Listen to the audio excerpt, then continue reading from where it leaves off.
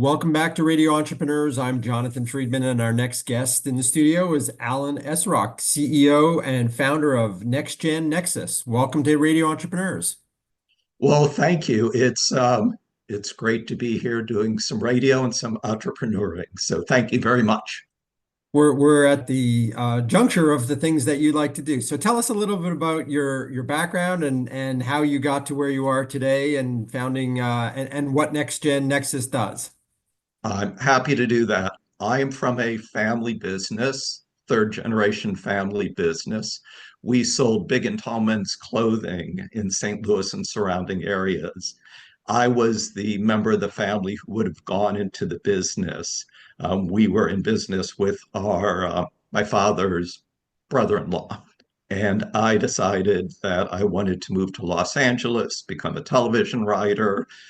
So I did not go into the business, and we ultimately sold the business before that because of that. I did get to LA. I did achieve my dream of being a television writer. I hated it. So that kind of sucks since we sold the business. You couldn't And have then tested the waters a little bit before you sold the business, but that's sometimes the way it works out, right? Yeah, it's a family business. Sometimes that's out of the next gen's hand.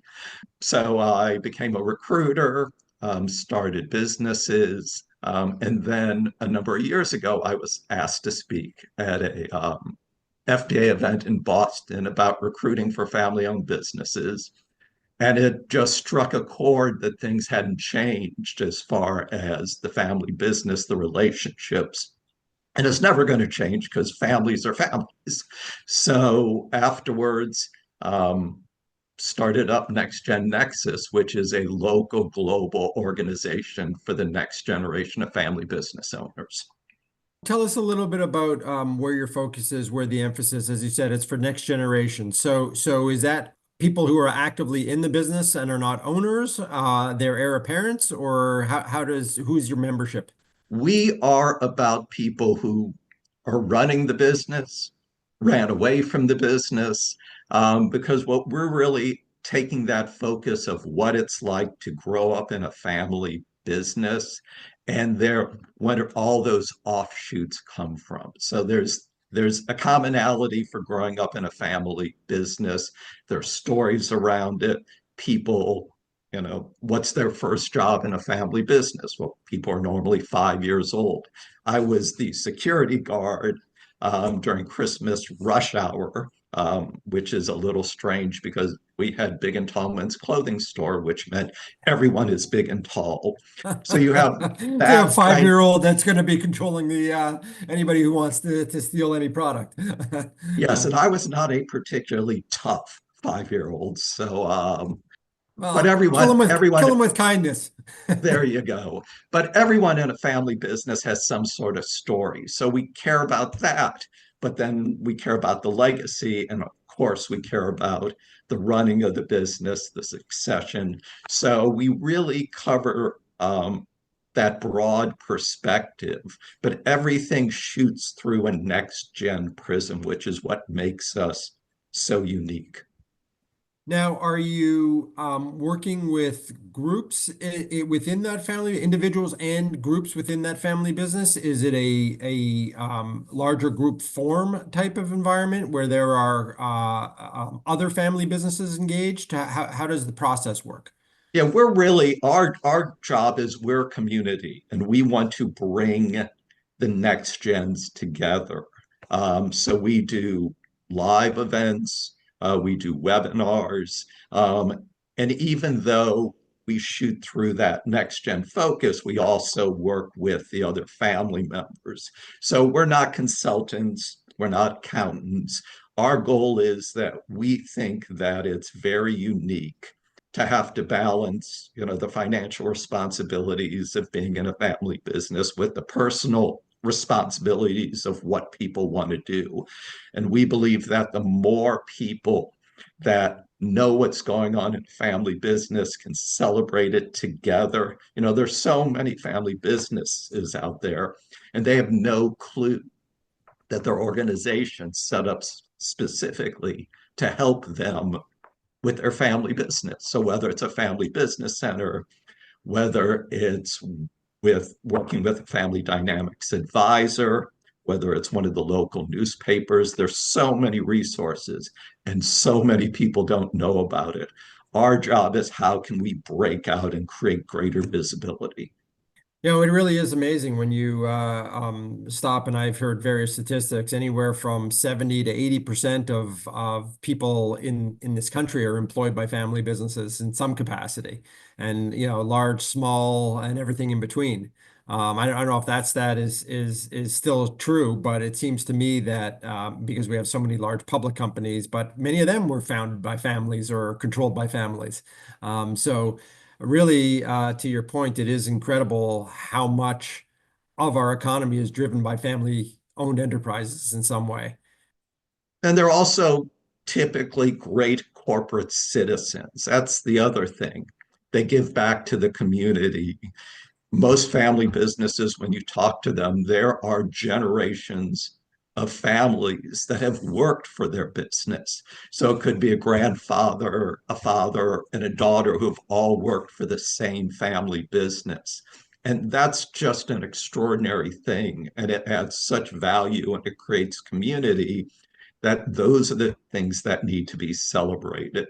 And because of the issues, obviously growing up in a family business and part of it, so much gets pushed to the side that we want to also make people aware of that and make them aware of what a huge part of the US and even a bigger part, it's probably 80% of the global economy. So it's like the biggest niche market in the world. Yeah, no, it really is true. When you bring in the global marketplace and you stop to think about it, of some of the largest brands in the world, you know, are family-owned enterprises. You know, whether and you know, you can think about the high end, you know, the Gucci's of the world and the Moets of the world. You know, those types of companies, and think, wow, these are families that started these enterprises, and in a lot of cases, they still are family, at least majority owned, and in many cases run. Yeah, we did a story a few months ago on BMW, one of the largest, most successful family owned businesses in the world. And you just have to stop for a moment because they still, have ownership of the business. And by celebrating those stories, we also think once again that's a way of spreading the family business mantra to a larger world. So, what are some of the commonalities that you could share with us, and that you see in people who have grown up in family businesses? Well, you know, what are some of the more challenging things that they're dealing with? Everyone, first of all, is making the decision, am I going to go into the family business or am I not going to go into family business? I mean, there's some times, and in Is it some always countries, choice? Is it always choice? no, I mean, I get. absolutely not. Absolutely not. Or it's a strong kind of choice. But, there are parents, that say you're going into this business. But generally speaking, it is a choice. And so people have to make that choice. And what's driving their choice? Once again, the personal fulfillment in my life that we talked about. But it's also who are the other family members in the business? Are you going to be able to get along with those family members in the business? Is the pecking order of growing up in a family, does that going to translate in the family business? If you're the youngest in the family, are you going to be like the youngest in the family business? Even if you become CEO, then you have the challenges of where is this business in the marketplace? How technology savvy are we? Didn't say that great, because that's an issue. Issues are, who's your client base? So you have all the issues that you have about thinking about a business, but then you have to overlay all the relationships, all the legacy issues.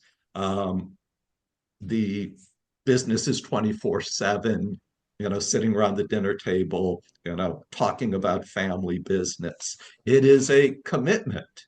And, once you make that commitment, some people do leave, and many of them leave because they think it's going to harm their family relationships.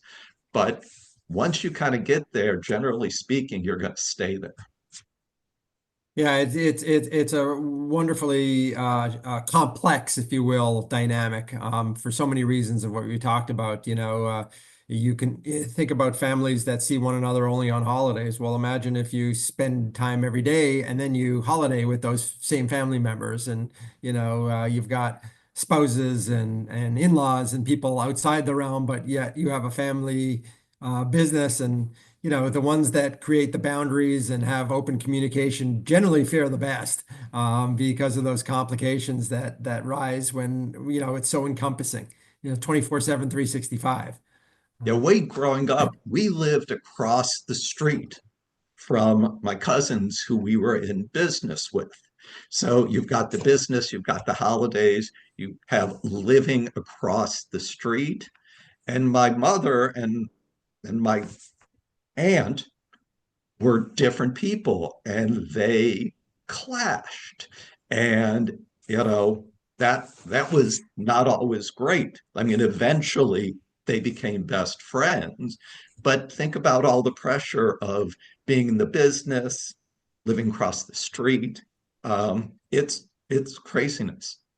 Well, you're working in an area that is probably incredibly rewarding yet never simple. And as I said, the complexities and the machinations and all the dynamics, and at the end of the day, when you're dealing with people, nothing is generally simple.